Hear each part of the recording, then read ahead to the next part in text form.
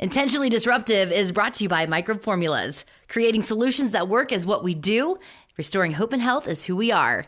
Visit Microbe Formulas online at microbeformulas.com. A podcast about life. I mean, that's a struggle, I think, with every single day. Are we good enough? Everything it can throw at you. The only person that can make us happy is ourselves. Real people talking about life's real issues. Oh, yeah, there we go. This is Intentionally Disruptive with Shonda McNeil. Our series this month is called On the Gram Part 2. We are talking to Instagram influencers who have built a following and a career by being intentionally disruptive. Now, our fourth guest for the On the Gram Part 2 series is Nikki. She is the owner of Lovely Hollow Farm in Caldwell, Idaho. She's a lover of Cheez-Its, coffee, people, and she has a mega huge following on Instagram. Now, Nikki, you and I, we are connected in a very special, sacred way, okay? We share the same Enneagram. Do we? We do. I love that. I'm obsessed with the Enneagram. Yes. With us being an 8, I have to ask you this, and those of you listening, being an 8, how do you personally feel about that? Because if you look us up Oh my gosh. we on paper are total a-holes. I know. Everyone like thinks the we're biggest total, ones. Yeah, B's. Absolutely. That's a great question because everyone, it's funny because growing up, everyone would always say I was really bossy and it was my way or the highway, which I think they're not wrong. But also, all the 8s that I've met, they honestly, almost all of them own their own businesses. Almost all of them are like so motivated to just do life to the fullest. Right. So I know on paper, they're like, they make us sound so bossy like Hitler. and like evil. Yeah, like I feel Absolutely. like Cruella. Yeah. Which that's a great movie. We were trying to get somebody on our team. We did an interview and Enneagram came up and I was like, well, I'm an 8. I was like, I'm kind of compared to Hitler. Well, they didn't even take the job after that. Like it was like the culture interview. And I'm like, did the Hitler comment? I was just joking, but maybe they thought she's going to be a terror as a boss, right? Yeah. I know it's funny because I do get this a lot that I'm intimidating. Yeah. And that they're like scared of me, which I feel like I'm You're totally like a not scary scary person. Absolutely not. I just think I'm very forward. I did always get voted when I remember in elementary school, I was always voted most blunt. I was always voted that. And I remember being like, oh, what? That doesn't like sound that great. But I was always very forward. Yeah. I still am very forward. But a little bit more controlled as an adult. Yeah, you're a healthy 8. Yeah, I try to be. Gosh, sometimes I do catch myself like being an unhealthy 8 sometimes. But I mean, that's no one's perfect. But yeah, no, on paper, we come off like we're not that nice. But I think that we're just really motivated and people sometimes don't know how to take it. So for those of you who don't know what we are talking about, it's the Enneagram personality test. Now, it breaks up into 9 types. Nikki and I are type 8, which is known as the challenger. That's kind of what we're labeled as. It's also the rarest Enneagram. Is it really? Yeah, it's the rarest Enneagram type. 9 is the most common. Oh, okay. Yeah, so like when I see memes of about type 8s, like I immediately laugh. I follow them all on Instagram, Facebook. Oh, yeah. So I'll see the meme, I'll laugh because obviously I relate to it, but then I quickly want to challenge the perception. 100%. Yeah, so like yesterday, there was one that says like each type at Thanksgiving. So for type 8, it says not the host carves the turkey anyway. So that's so true. That's so true. So I laughed. I was like, wait a minute, don't worry. Like, yeah, okay. Like I'll jump in when like my mama, she's the worst. She'll use like a butter knife to cut the turkey. Yeah.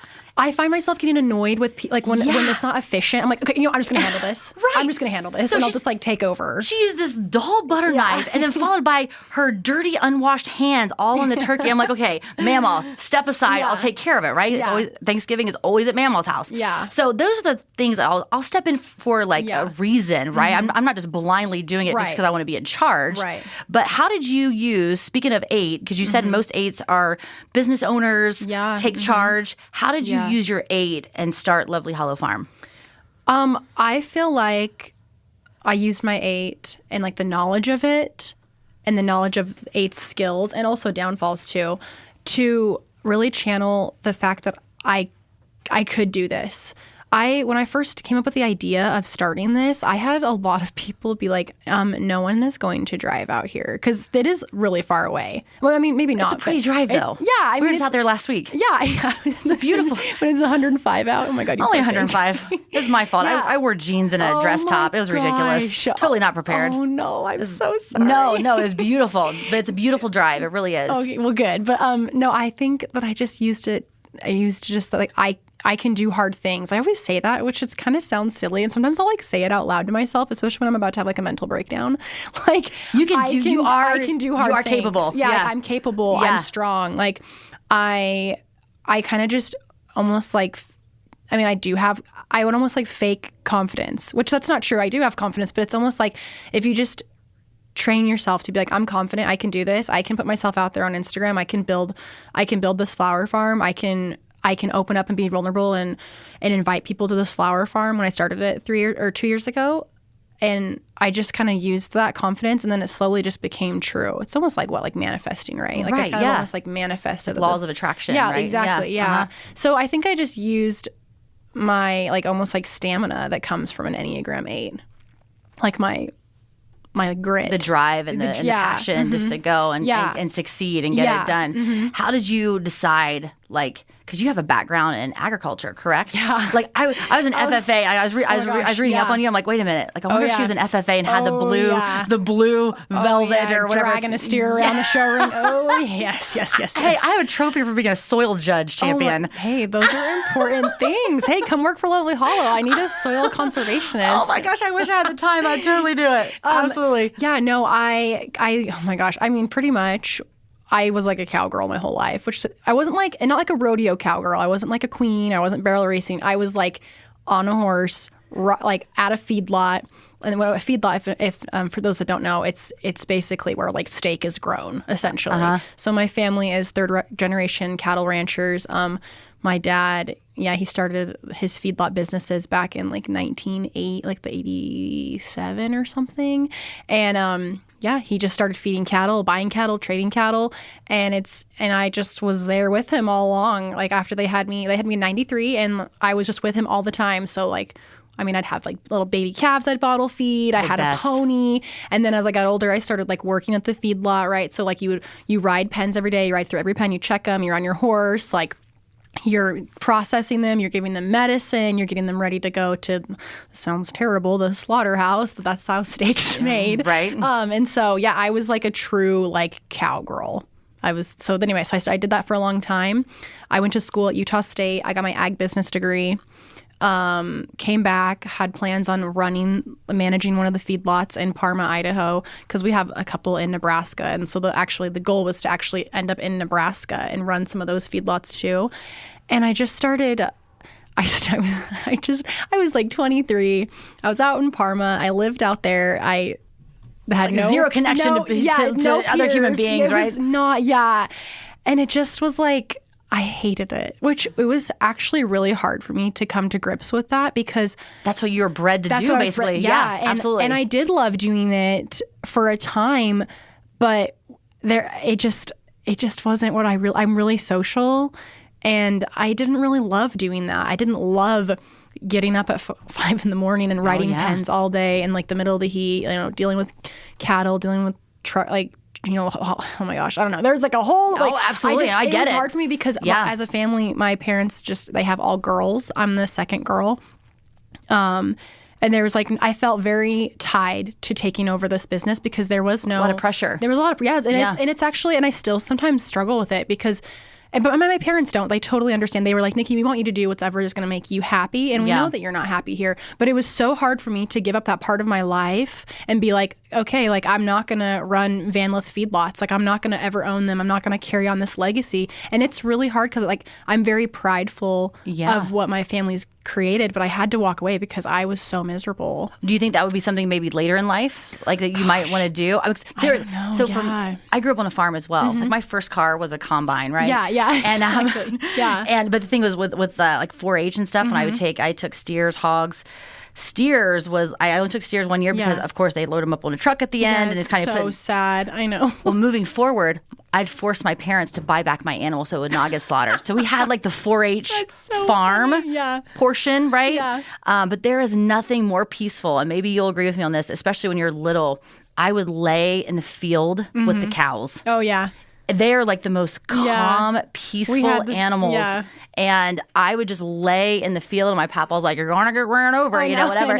And it's like that was like my favorite thing as a kid. Like I totally growing up on a agree. farm is amazing.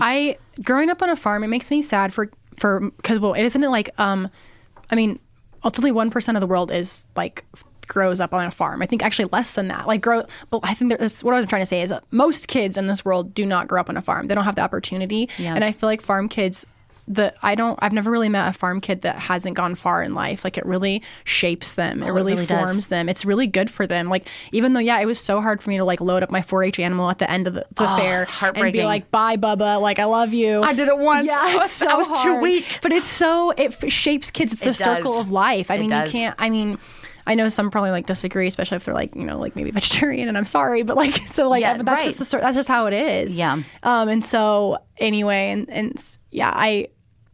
growing up on a farm is one of the best things. I was always outside when I was younger. I never wore shoes. I was always, laying with the baby calves, or we had like goats. We had a potbelly pig named Spike. I mean, we just were outside all the time picking asparagus on the ditch bank. I mean, and we never had to worry. My parents never were like, don't go play in the road, because we lived in the middle of nowhere. They'd be like, get out of this house, go. Get out of here. And they wouldn't see us till the end of the day. And then it was fine. And getting up before school, I remember I'd have to get up at like 3:30, 4 in the morning to be able to get my chores done before I went to school. And I would have my big Rocky boots, my barn boots on, and I'd step in like a cow thing. So I'm like, I'm taking it to school and don't even realize. We had like, Shonda, you're smelling nice today. Yeah, no, just like we had chores before we were like 7, and that's so good for kids. Absolutely. I think I get sad when I think about like today's generation, because a lot of it's like, I don't know, a lot of kids don't have that, and it doesn't shape them, I feel like, into being the humans that they could potentially be.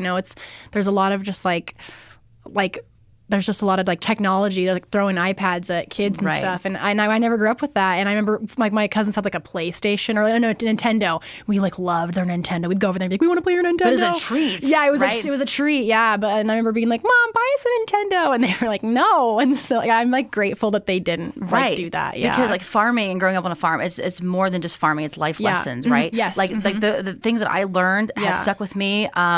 It's weird because I hosted morning radio for like 22 years, but like how I got into that, I knew I wanted to do radio, but I started reading the agricultural report and the farmers report at the local radio station. I was like 14, 15 years old, but doing morning, I had to get up at 3:30 in the morning. So it's kind of like I've had this schedule my entire life, but if I didn't experience that growing up, there's no way I'm going to be 19 years old. Let's get up at 3:30 in the morning, right? It just prepped me for that. I totally feel the same. If I had not experienced growing up as a kid on a ranch or feedlots, if I had not had to go through like the hardships of coming home from college and running a feedlot for a while and like realizing I didn't like it, Lovely Hollow would not even exist. And so it wouldn't exist. So now it does exist. Yeah. And how, like I think you mentioned before, obviously we started recording, that it's more than just a flower farm. Yeah. It's an experience. And I love this because you have nailed on Instagram, you nail the look. Thank I you. mean, it makes you just want to go and hang out and say, when's the next thing? I'll just stay here. I'll camp out from Wednesday to Saturday just for the next one, because it's so well put together. Thank you. And it's all the little personal touches, right? Yeah, I try. I mean, I hope. No, it's incredible. So, like, I guess walk us through how that all came about. Yeah. So after I was done doing the feedlot life, I just was like, what could I do? What could I do that is going to like let me blossom, basically? And so I knew that I always loved people.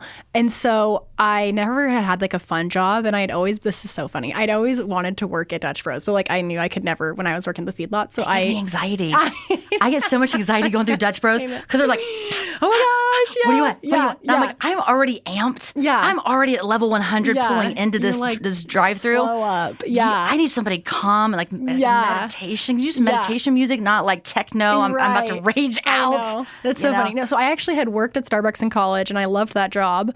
And then obviously I came back from college, went to the feedlot. And then after the feedlot, I was like, I want to just have like a fun job. So then I worked at Dutch Bros for a while and I just loved it. But I was like, okay, I don't want to like do this for the rest of my life. But I had so much fun because I had never had a fun job. I was always like, by myself, on a horse, like hating my life. And so I decided, I was at Dutch Bros and I loved it. And I loved the concept of it, that it's all about the customer's experience. Right. Because they really have nailed that down. They really have nailed down, like some people, I remember they would just come through and they wouldn't even really want a coffee. They just wanted to talk to you. They just wanted to feel acknowledged. They wanted to have a chat. And I was like, what could I do that could create that kind of experience, but like obviously not be like slinging coffee? And I was thinking, and one day my little sisters, they posted a photo on Instagram, and they were up in Pullman, Washington, and they were in like a field of flowers and with all their sorority sisters, and they were just so cute. And I was like, oh my gosh, where are you? And they're like, oh my gosh, we're just at this like flower farm in Pullman. It's self-serve. You just show up and you just like put money in like a can and you can just pick flowers and hang out. And I loved the concept of that. Yeah. I was like, a flower farm? I was like, and I just saw all these sorority girls. It's like a thing. If you go to the University of Idaho, you go to Stratton Farms up in Pullman, Washington after you rush, and you get all the cute photos, and it's darling. And I was like, I could totally do that. I could take that kind of inspiration and I can twist it into my own. Yeah. And so I came up with the idea of Lovely Hollow Farms. I took Hollow because it's in Sand Hollow. It's like in this region called Sand Hollow. Sand Hollow isn't like actually like a city. It's like an area. It's really weird. Like a gas station or slash restaurant. There's like the town hall, gas station, restaurant, it's so bizarre, medical care, and vet all in like one. It's so building. Interesting. I know, it is weird. Yeah, you can buy like your chicken feed, and then you can also buy like a Gatorade. Okay. And get like some biscuits and gravy. I know it's really weird. And buy stamps. Yeah, exactly. And it's a Caldwell address. So it's anyway. So I took Lovely. I made it. Yeah, Hollows from Sand Hollow, and then I've just always loved the word lovely. I like the way it looks. I'm always like, that's so lovely, and so I just called it Lovely Hollow. And my first year, I just planted like a little bit, and it was like me and a card table and like a little like shed from like Stormore. I remember that. Yeah, it's just like we have a mutual friend. Her name's Cheyenne. Yeah, Cheyenne. Yeah, Oh, yeah. We've never talked about that, but yeah, Cheyenne actually introduced me to your farm like right when you started. Yeah, Cheyenne and I grew up on Chicken Dinner Road together, like on horses. Like every day after school, I'd wave goodbye to her at the bus, and my bus dropped me off at my place, and we'd get on our ponies, and I'd meet her at her house. And Cheyenne's been in my life forever. That's so funny. Well, so I remember the shed because she tried. She's like, "Hey, can you come out to the farm?" And I had like my schedule was crazy at the time, but I remember seeing the little shed. And you just starting. I remember that stinking shed, which is like just so funny because it's literally a shed, but it's kind of like the photo booth, like the face of Lovely Hollow. Yeah, it's kind of funny. No, it's awesome. I love it. Yeah, so that's pretty much, how I started it. I knew that I wanted to create something that I could call mine. I knew it needed to be my own business. I knew I had to work for myself. I was like, I don't think I can work for anyone. I don't think I can. So you have the farm, and then obviously again you make it an experience. You have like food trucks. Yeah, so it was really interesting. All kinds of stuff. Yeah, my first year it was not like that at all. I just kind of followed like the Friday through Sunday morning hours that I had seen other flower farms model, and I thought that that's what I needed to do, is just be open like 8 to noon on the weekends, and then just whatever. And it was the first year, I would maybe see like 20 people every morning. Like it was I used to watch, oh my gosh, this is so embarrassing. I was so slow. I used to watch like Netflix like in my shed, which is so ridiculous. No, it's not. No, it is, because there were so many things I could be doing. Well, it depends on what you were watching. I was watching Outlander. Okay, no. There's a bad, I could go into this, but I won't. Like Schitt's Creek, I could totally see it. Yeah, totally. 100%. I get it. Yeah, no, anyway. But it used to be really slow my first year. And then the second year, I was like, what could I do? Like, I remember being out there in the evening on the flower farm, like weeding, and it was just so peaceful, like around sunset. And I'm like, I feel like people would really enjoy being out here in the evening. It's cooler. It's not so bright. What could I do to offer? So I remember I was like, you know what? I'm going to have like a sunset pick. And it was like last year. It was the first one I threw. It was like in July. And I just put up like my hours, and oh my gosh, so many people came. I don't even think I even had any food trucks in, but after that night, I was like, I should totally have something out here. Yeah. And so then I just started making connections and having food trucks come out and like finding the ones that I really like connected with. And now it's like a thing. Like every Wednesday we are there with food trucks and drink trucks and ice cream and live music, and it's like a party. It's so fun. And then you also don't you do flower arrangement classes? Yeah, so that's like my favorite thing to do in the whole world. That's one of my hobbies. You should come. I would totally come. Yeah, because I'm having Posy Blue. Her name's Ronnie. She started like a Posy Blue flower truck. It's super cute. I don't know if you've seen it like at the Village or anything, but it's always kind of strutting around here. But anyway, she's gonna come teach us floral arranging on Friday. Yeah. That is like legit. I'm so excited. One of my favorite hobbies is flower arranging. Relaxing. But I need your advice because even though I love flowers and I love flower arranging, I'm the world's worst flower plant mom. I kill everything I touch. Like, it's incredible that I've kept a human like child alive for 13 years because I cannot keep plants and flowers alive. So I guess what advice do you have for people who are like me and can't keep them? What do you struggle keeping alive? Like what flower? Like all of them? All of them. So all of them. Like my porch flowers, Yeah, or let's like hear the it. ones that we plant or have around our patio. Yeah. Just to kind of give you a backstory here, I have always been terrible at it. One year, because I lived in this like super bougie neighborhood, and the yard was everything to everyone, right? yeah. And we didn't have like now we have people that do our yard. Yeah. But before this was like it was up to us. Yeah. And I just kept killing everything. Finally got fed up. Yeah. I went to Hobby Lobby.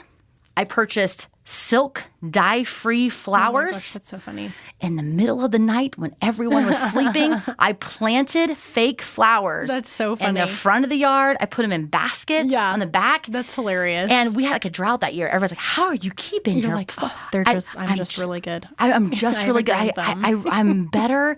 I've gotten better over the years. So you were complaining about my yard last year. It's way better That this is year, so right? funny. That's And they hilarious. lasted. Like they looked amazing. So then at the end of the summer, I would get up in the middle of the night. Yeah, Dig 'em you up. couldn't leave them. Like if a frost comes, you sure can't leave them because No. everyone's flowers are dead and yours are like No. looking beautiful. Yeah, Exactly. you need to discreetly take the evidence down. Yeah, and I had to rinse them So off and put them in a funny. bin and then store them So for the next funny. year. So I'm like, man, Yeah. this would take all day for someone, Yeah. but magically You're like, they were wow, just you ready are to go. So on your garden. I know, right? You didn't have Yeah. any dirt or anything or mulch. Nobody That's delivered so mulch. funny. Anyway, so I've done that Yeah. for years. Yeah, no, a lot of it, I think, so I actually get that quite a bit. People will come and be like, how do you do this? And the biggest things that I focus on is the quality of the soil. So you have to be careful because if you have just like crappy clay soil, things are not going to want to live. Like you So I need have to change it out when I buy it. well, you can just buy like bags, even just like soil from Costco when it goes on sale in May or whatever, and just dump that in and kind of mix it in with your dirt and really like it's like you like amend the soil. You just are adding nutrients. You're adding like mulch. It just gives it like some texture and it just adds nutrients to the soil basically. And then another thing is like pests will destroy you. So I'm not organic, so I don't ever really have a lot of pests, but I know that if like, you don't use anything or you are organic, it is a struggle to keep things like from getting destroyed because pests will wipe out your garden like overnight. So I basically just use water. Yeah, I mean, water is also important too. And I never change out the dirt that the plant comes in. So if they're potted. Well, I mean, like if they're potted, that's usually fine. And maybe you're overwatering, or maybe it's like in a bad spot. Maybe they're getting too much afternoon sun. But the tag that it comes with says that it's a sun guy. Yeah.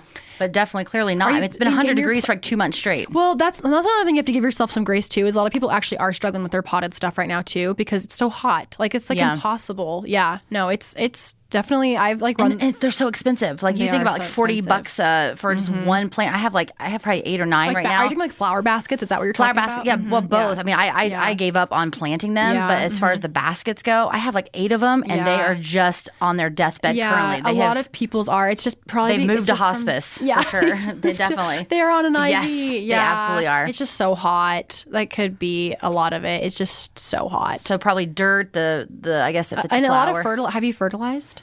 No. Just used water. Okay, yeah. Okay, so just water. So I just use Miracle Grow on my flower pots. Okay. Use Miracle Grow. That'll help. So Miracle Grow. Miracle Grow. And check the location. And consistent water. the I think soil. like morning and night. Not like, oh crap, I forgot to do it this day, so I'll just do it tomorrow. It's definitely me. Okay, yeah. Like every other day. Yeah, okay. Every other day. And it also depends on the flower too, right? It might be like a fragile flower that just Yeah, like I don't grow. Like I will refuse to grow hydrangeas. I'm not Okay. doing it.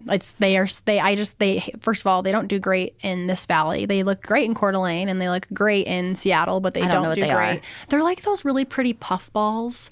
And they can be different colors. Oh, yeah. So sometimes like they're white. There's actually like the limelight ones, which actually do well in this valley, but I still struggle with them. And I'm like done investing. You're time. over it. I'm not doing this. They really need like this like certain kind of pH, and I'm like I don't really have time for that. Yeah. So yeah, You lost me at There's pH. definitely flowers that I've been like I'm like people be like you should grow this, and I'm like no, I'm not growing that. People Yeah. like I always like you should do tulips. I'm like tulips are very. do you want to come out and do the work? Yeah, Right. I'm like tulips are the most expensive crop to grow actually because they are very laborious because you only get one bloom from them. Like you get one bloom and then they're done for the year, and then they're gonna sit in the soil for a whole year. So then like you're wasting space, or you have to dig them out and like store them, and then you can plant something else and then put them back in the ground in the fall. So yeah, like I don't grow like any like kind of spring bulb flower. And it's funny that you say tulips because white tulips are my absolute favorite flower. They're my beautiful favorite flower. flower. I have to. Yeah. My backup's white roses, which is that's why I typically have to go with because it's the more available, right? But white tulips, man, they're I know, my they are absolute very classy. favorite. Yeah. So, what are the plans for Lovely Hollow Farm? What's your future plan? Do you see it growing? Like, what do you plan on doing? Oh gosh, that you can talk about. Yeah, I mean, I know. This is really. I'm like very fly by the seat of my pants. So I actually haven't. This sounds like so terrible. I actually haven't put much thought into it because I just try and do it day by day. Because sometimes I dream so big that it stresses me out, and I'm like, okay, never mind. Yeah, you know what I mean? Yeah, I think that's also kind of maybe part of our personality too. I don't know. Like you just want to go so big, but then you kind of overwhelm yourself, and you're like, oh my gosh. Well, the good news is that you own this business. Like it's just you, and so you can like have these ideas. With me, I have to bring in my team, and I vomit at the mouth, and they just look at me. Like, so at least you don't have to deal with the shame of the response. Yeah. They're like, that's a little bit much, right? You know, I definitely always want flowers to be like the forefront of it. I have noticed that it's almost like leaning towards like an event center, which it's funny because like I never thought of that when I started it. I never thought it would be like an event center, like weddings and. I get those. Like I get asked that a lot. I just don't know. I don't know if I want to dive into the weddings yet. I mean, I don't blame you, but maybe, maybe. Like I think I need maybe start to, with like tea parties or something. Yes, like I think small. I need to maybe get myself like a team. Like absolutely. It's kind of just mostly me. I mean, I have my girls that come when I'm open and they run register for me. And I have some ladies come and help me plant, but like I don't really have like a consulting team. Right. It's kind of just me. So I think you've inspired me to do that. You need a paper and pen? I haven't even I'm like, can you actually hand me that? Because I've never really thought. I just like take it day by day. But I mean, especially after the summer, just seeing like how successful it's been with the live music and the food trucks. I'm like, what could we do? Like, what else could we do that could we offer people? Like, should I build like a giant barn and do like something in the winter here? Like, should I freaking start like a Christmas tree farm? Yeah. There's like, Christmas tree farm is like one of the biggest things because I cannot believe we don't have. I know. I don't think we have one in within 2-3 hours. I don't think so.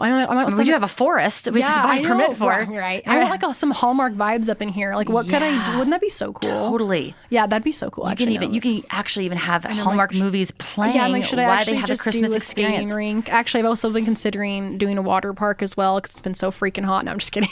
We would be terrible for each other. Like, and anything like this, that would be incredible if you could do that. Hallmark also has a wine now, a Hallmark movie wine. Really? Yes, it was released last year, so you can incorporate that somehow. Yeah, I've always like thought like, what could we do for the winter? Because I get asked a lot like, we're headed out there. It'll be like in November, and I'm like, we're not open. Like everything's dead. But like people they have come to expect that Lovely Hollow is like a year-round thing. Because you have the fall, you have the pumpkins and stuff, right? Yeah, you have pumpkins. I know. I'm like, should I do like a corn maze? Oh gosh, no. No. I don't know where to go. Like, I don't know. I'm over it as the moment I walk in. I'm like, oh, that sounds like good. Yeah. Like in theory, but then I get it. I'm like, I don't want to do this. Yeah. I'm stepping on stuff. I wore sandals because I'm an idiot. Yeah. And I just don't want to deal with this right now. I know. I'm like, do I take it like, like how the farmstead has like all those games and like all that? Yeah. Like, I'm like, do I do like that? Like, is that what people want? I don't know. No, they don't. You're like, I actually hate it, so please don't do that. Thanks. I mean, because my opinion is the only one that matters, so right? Funny. Oh my gosh. So no, I think Christmas, like something Christmassy would be super cool. Yeah, I need to look into like doing more year-round things. Yeah. Mm-hmm. So what, like, obviously you have some downtime, the off season. What do you do? Do you travel? What do you do? Well, so gosh, by the time do you plan? a lot of it's planning because by the time that like the farm is cleaned up, because it's so funny. A lot of people do think that those flowers grow back every year by themselves. And if you drove by in December, it is just dirt. It has been stripped bare. It's been tilled and plowed. There's nothing out there except for like those 2 buildings. There's no flowers. There's like the dead grass, like the dormant grass and dirt. Like they're gone. That's it. Yeah, like, and I think people do think that they come back every year, but I have to plant every single one of them in a tray in my greenhouse starting in January. So by the time I'm done cleaning up, which is right before Thanksgiving, you have no time. I really only have like 3 weeks, maybe 4, and I have to start like the day after New Year's. So you just want to like basically watch Outlander Pretty and much. eat food and drink wine Pretty much. and the downtime. No, I don't and blame just you. like sleep. Yeah. You're just Yeah. done over it. Yeah. So I don't really, I wish it's funny because I think that a lot of people, I've always heard like with like actual farmers, people are like, oh, well, you only have to work in the summer and then you can just take the whole winter off. And No, it's not you have like no idea. that. Actually, farmers are very busy in the winter. Yeah. They're like ordering supplies, they're ordering Right. seed, they're planting their crops, they're consulting with their bank, they're getting their loans. Like farming is like, there's 24/7. It's 24/7. Yeah, Absolutely. it's actually, honestly, it takes I'm not really like a farmer. I don't consider myself a farmer because it's only like a 3-acre little like. But you're a farmer. Like Yeah. you are a farmer. It's just that's not currently what you're. Yeah, but like I know farmers that farm like 3,000-4,000 acres, and it takes someone so mentally strong Absolutely. to do that because you're putting so much risk on the line, and you don't even know if your crop's going to turn out. You don't get paid until the next year anyway. It is like a really taxing career. So Any downtime, you just take advantage and Yeah, just yeah. kind of stand still for a Exactly. little bit. Yeah. All right. So this is the last thing we're going to do. We're going to have every time we have a guest in the studio, I'm like, okay, well, how can we have some fun with them, get to know them a little better? With you, I was like, flower farmer. How does this work? Yes. So I was like, let's do a pop quiz. Yes. Flower farming pop quiz. Love it. Now, I'm just going to warn everyone, these questions, I'm the one that put these questions together, and they're pretty terrible. So basically whatever answer you come up with is going to be right. So number 1, your first question. Lesson number 1 in flower farming is that it always starts with good what? Good dirt. Good job. Okay. Ding, ding, ding. Nice. Number 2, according to my Google search, this is the most profitable flower crop. Is it peonies? Ding, ding, ding, No. ding, ding. Sunflowers. Really? But this is my Google well, search. No, actually that makes sense because they cost nothing to grow. And They grow- Your sunflowers are beautiful. thanks. Like we again out there last week. We just did like a whole photo shoot out there, and we spent most of our Yeah. time in know, the that- sunflower. oh my gosh. The thing is, I'm highly allergic to bees. Oh my god! And the bees were everywhere. Yeah. So like, there's a couple pictures where I'm doing this. Yeah. I was like, Yeah, oh, because they gosh. like bump into you. They do. They like will They will bump. They'll bump into your ear and your hair and your belly. Yeah. Yeah. So sunflowers are the most profitable. That makes sense. They literally. I'll come over to your house and we'll plant sunflowers because they are very hardy. I have 5 garden boxes with Okay. weeds in them. So Okay, that'd be perfect. great. Okay.